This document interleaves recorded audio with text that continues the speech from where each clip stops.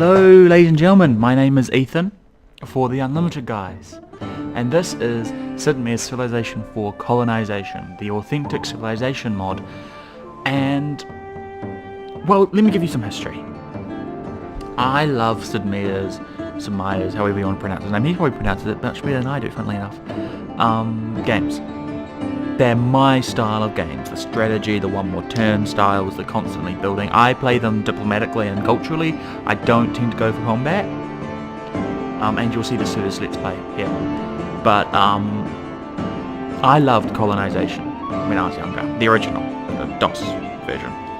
It was one of my favourite games, I will have to say. I never got to play the original Civilization. I still haven't, because it doesn't run good on modern computers.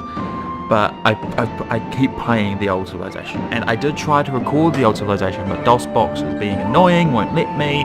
The stuff got wrong for the audio, so I've decided to open this. Now, Civilization Colonization 4 was a letdown, frankly. It didn't add anything that we expected it to add. It just kind of updated the graphics and took some of the in-depthness away, took away the story.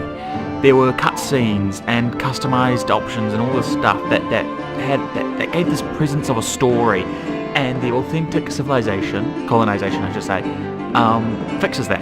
It adds a story. It adds the story again. So here we're going to start our new world. We're going to go single player, play now, and here's where we get one added thing that a new country, which did in fact colonize as well. For some reason people forget it. Portuguese colonized.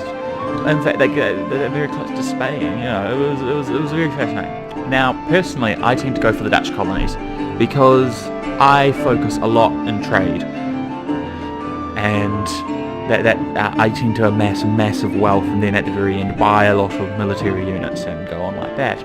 Although I've slowly been improving my gameplay as I play it, obviously. That's how it works. But yeah, so let me give a rundown on what they do. The Dutch colonies, better trade. Because the Dutch, their country will focus more on we're run by the merchant class instead of the royal class. All their policies in the real world were centered around trade, so they were much less susceptible to fluctuations in their economy, and therefore had a lot more money to do things. They made the Dutch East India Trading Company, for example. And our choices here of our leaders are Peter Sylvand. He's got this policy which market creators are less sensitive. Disciplined, which means that you require less equipment. Less equipment to equip military units, which will make more sense once we get into the game. And charismatic, which means 100% plus time between tax increases, which is an amazing thing to have. Adrian van der Donink has a bit different. He has the perk of explorers, which natives are more friendly towards territory encroachment, and 30% more gold at first European contact with the native villagers. He's also got libertarianism, which means plus 20% of liberty bells in all settlements, and production of all, and 200% native conservation weight for missions. I don't like converting natives. They're a handy source of free workers, but yeah. Then you got the English colonies over here. Now the English colonies, they are really good at getting people over. They they did before the mod. So what George Washington adds, he adds disciplined, resourcefulness, which is negative 50 XP needed for unit promotions, and industrious, which is plus 20 production in all settlements. Then you've got William Penn, who has the explorers trade, as I explained before. Then tolerant, plus 20 church in all settlements, and negative 33% needed for immigration. Now that church stuff is how quickly you get more and more settlers coming from the old world to the new world, because the reason they moved to the new world was because of religious persecution. And then you got libertarianism. Then you got the French colonies. Now the French were really good at killing the native. No, not killing. Working with the natives. Spanish killed the natives. French worked with the natives. So, however, in this one, again, the second donor is a bit different. So you got Samuel which has tolerant, mercantile, and enterprising. And then you've got this guy, Louis, who's got Conquistador, which, as you know, is a Spanish one, plus 20% versus natives. Then you've got Industrious and Charismatic, which I explained before. Then you've got the Portuguese colonies. These are new, and I don't know what particularly they are moving towards. I believe they're explorers, but I'm not sure. Anyway, you've got Martin, explorers, natives and mortals. Yeah. So we've explained what those ones are, and then you've got this guy, which is Min, Conquistador, enterprising, and charismatic. And again, you got the Spanish, Simon Bolivar, tolerant and disciplined libertarianism. And then you got Hitan Cortez. Now, those who are history people, who know even a little bit of New World history, Cortez was a massive explorer and conquistador, and he did a lot of things. Anyway, I like to play as this guy, because I like trading, as I said before. We're going to work with Fair Weather, which is part of the authentic colonization mod. It creates a brand new world, and you have to, so like I'll work on Explorer, normal gain speed, standard map, oh, we'll make it large. Distance to Europe, 4 fields. Latitude 90 degrees north of the northern border, and latitude 90 degrees south of the southern border. Land allocation, few isles, the default, yeah. Leader,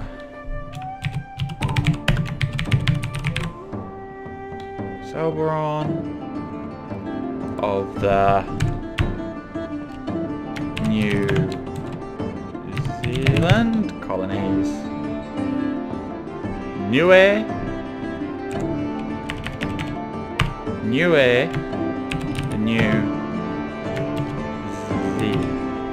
Yeah.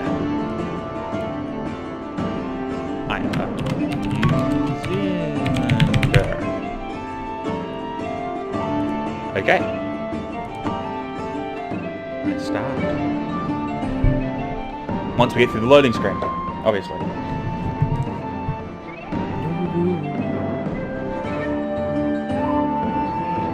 One thing I think Civ really did well in all his games was the music. There are just so many classics, like, well, for example, the Civ IV original soundtrack, which was the Lord's Prayer in, I want to say Swahili, but I'm not sure, and not English or any other European language, but it just sounded beautiful. Anyway, you have a dream. You are dreaming to discover a new continent, a new world far away. Next morning, you know what you have to do. You have to sail to the new world. In the year 1492 AD, His Royal Majesty, the King of the Netherlands, grants you a colonial charter for the greater glory of the nation. The King dubs thee, Axel Salveron, Viceroy of the New World. Explore this new land, settle it, and bring wealth and glory upon yourself and upon our great nation. To achieve victory, you have to found a colony, declare your independence from the motherland after attaining 50% rebel sentiment in all your settlements, and before time runs out, defend your fledgling country from the wrath of your motherland by wiping out their ground forces. You must complete the revolution for any other civilization, any other European colony. We start with a merchantman, not a merchantman, that changed in the golden thing, but it used to be a merchantman, and a pioneer and a horse guy. And here we are! Just sailed from Europe. We think we're in the vicinity of a new world. Let's find out.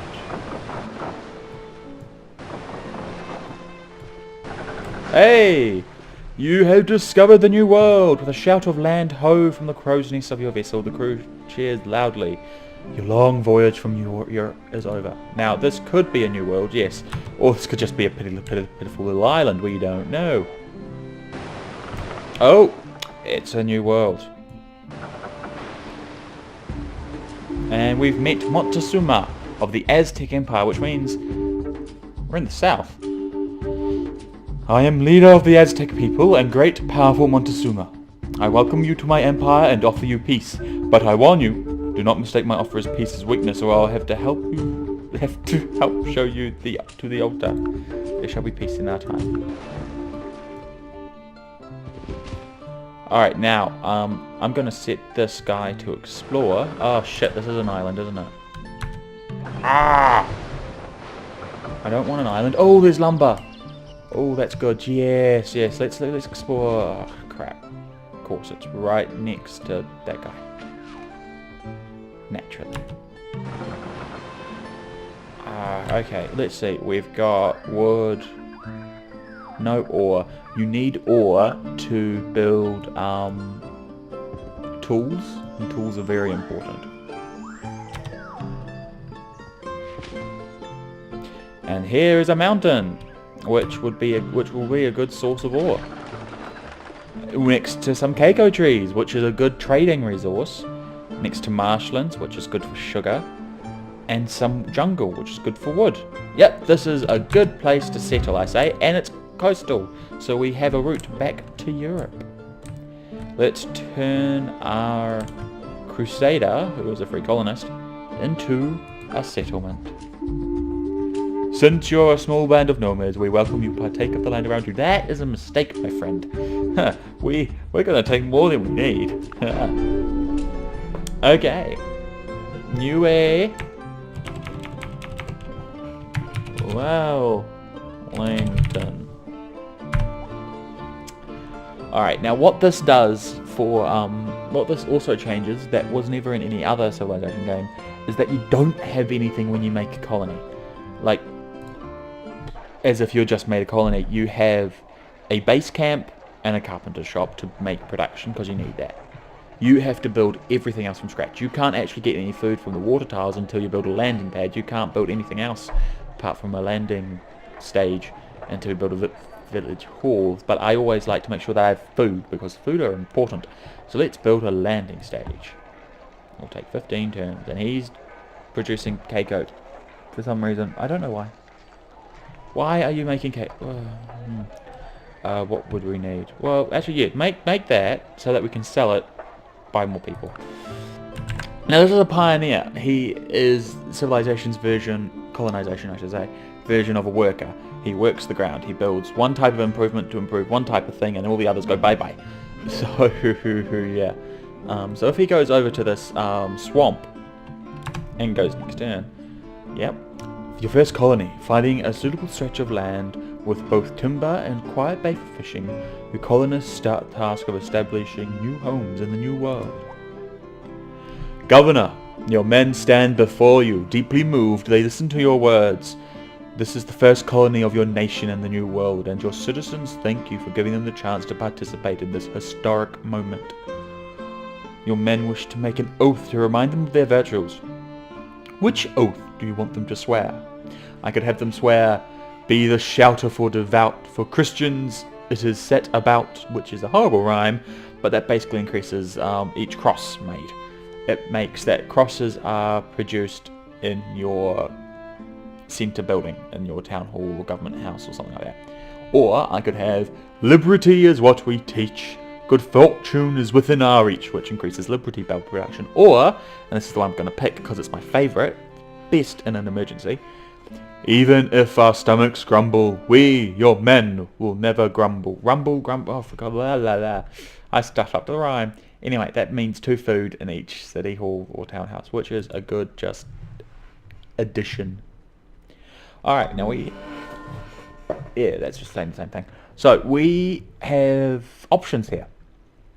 We could build the plantation, which makes 1 food and plus 3 sugars, and we're already making 3 sugars. They push the plantation up to make 6 sugars and 3 food. Or we could turn it into a farm, which just increases the food once, but increases the sugar once, but increases the food by 2, which means you would have 4 food and 4 sugars.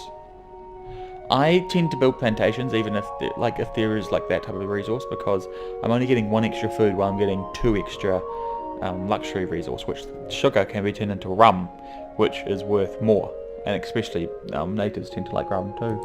So we're going to build a plantation generally, unless there's no specialty resource, in which case we'll build a farm. And there's a lot of this. Just turn waiting. Religious unrest in the Netherlands has caused immigration. A master distiller is waiting for you in Europe. Remember what I just said? Like literally a few seconds ago?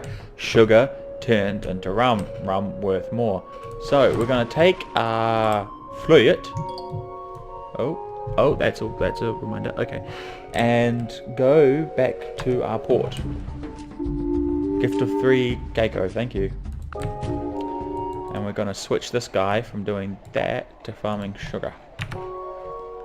Next turn. Simon Bovee from the Spanish colonies is interested in us. I am pleased to meet you, Axel. I offer you a treaty of peace. I suggest you accept it. There shall be peace. You're wiser than your path. Farewell, dude. Now this doesn't have quite as like the complications of Civ V, like not complications, the details. You have met another European nation and you'll discover that there are other European colonists in the New World too. Yeah, but funny that. I also want to get a scout. I'm going to get that distiller and we're going to buy a scout. Hang on, I've got 60 gold. Okay. I need to sell some stuff. Let's load up with tobacco as well. Never mind the rest. Sail off to Europe. So what he does is he's going to say, oh, sugar. Of course they colonized right there.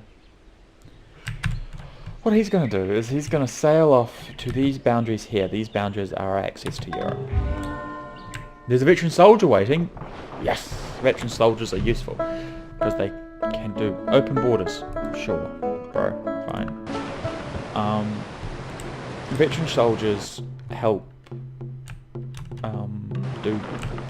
they're better at fighting than, like, you can give any colonist a gun and they turn into a soldier, but a veteran soldier can train other veteran soldiers. They're very useful. Alright, we want to turn these into wood production. And they've got Keiko, so we don't want to cut down the trees because then that gets says goodbye. Alright, we've built our landing stage. Let's build a village hall. So now we can get food. We can fish.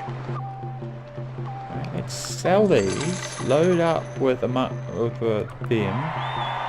Who do we have waiting? Let's buy a scout. Can you buy a scout? Or do you just get them? You just get them. There are some people you can buy and some people you just pop. Alright then, well we don't have enough money to buy anyone, actually. Huh. Let's just head off then. Geen probleem.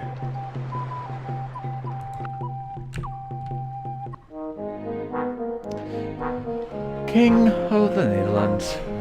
You may kiss my ring for the bargain price of 18 gold. So this is something. He will occasionally ask for money if he thinks at random point in time or you're getting too much money and you have to kiss his ring. You got 2 options in front of you. You can, I'm honoured to kiss your lovely ring and pay some gold.